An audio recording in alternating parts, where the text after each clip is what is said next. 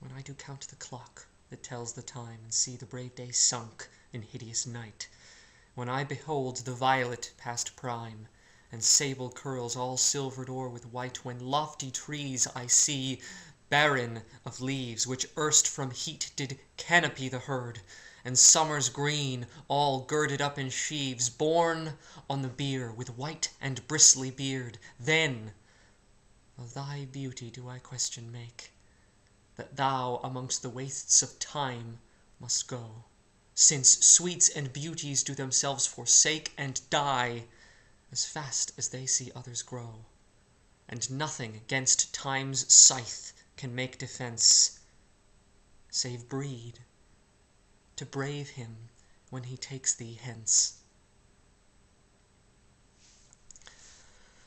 That was Sonnet 12.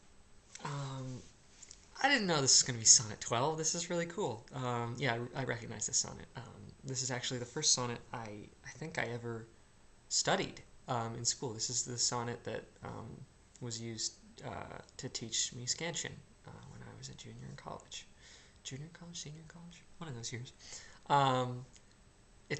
For obvious reasons. I mean, it's beautiful. The language is beautiful, but it's so well suited to be an example for iambic pentameter.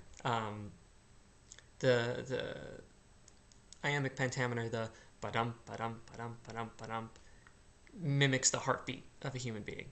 I guess not just a human being, the heartbeat. And so it connects so beautifully in this sonnet to the ticking of a clock. When I do count the clock that tells the time, da-dum, ba-dum, ba-dum. Which is beautiful and kind of morbid to think that, like, your heart is beating, right? And each beat is bringing you closer to dying. It's a clock. It's ticking down.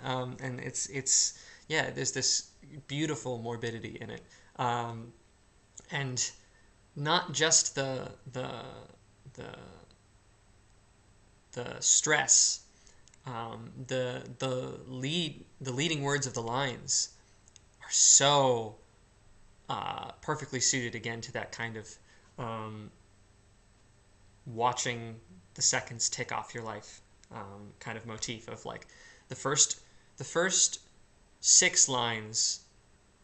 The first 6 couplets start with when I do count the clock that tells the time, and see the brave day sunk in hideous night, when I behold the violet past prime, when lofty trees I see barren of leaves, and so there's the 3 whens. There's also then, which is the kind of turn of listing when I watch this, watching these things living as kind of, and that watching these things living with an appreciation and conscious thought of their moving closer to death. The turn at then then of thy beauty do I question make. Because the fair heath is going to die too. Like, we're all susceptible to this. You know, time is the house, and the house always wins. And so the when, then kind of builds in this really natural way. And even, I think there's another line that starts with since. They're all time words: when, then, since. And then the most often used line in the second lines of couplets is and. And I really love the use of the word and in a song, in this particular sonnet, because it, to me, represents, like, just this kind of grasping at straws of, like, I'm not done yet, I need to say more. I'm going to say and this, you know, and a word that I feel like is so often forgotten is just packed with meaning in this context. And I thought that was really cool. So yeah, this brought a lot of memories back. This is, I think it's cool. I was kind of waiting. I was curious to see which of these sonnets I would recognize first, and this is the one that I recognize. I really didn't recognize any of the previous 11, so I thought that was kind of cool. one other thing that struck me, the rhyming couplet at the end, which is, I mean, again, it's beautiful.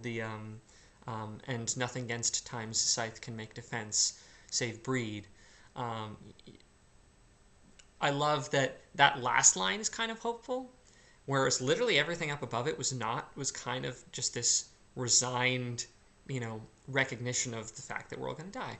Um, and the last line, I feel like it connects back to the kind of running theme of like, have kids. That's how you achieve immortality, is have kids.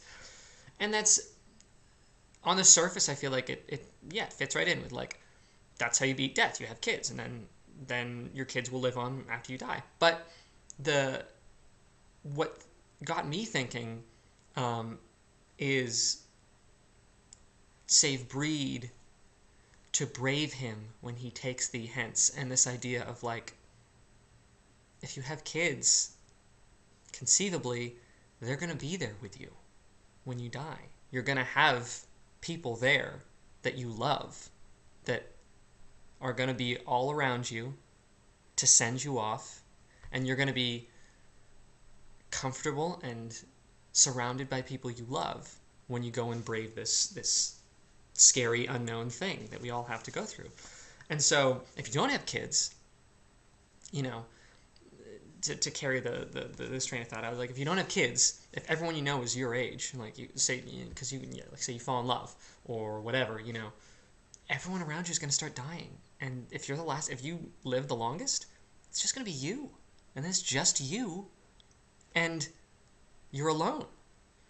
And so, I mean, at the moment, right, we're all alone, when we leave, right? But that was something I didn't really consider in any of these previous sonnets, in any of these previous sonnets about death, is that it's more than just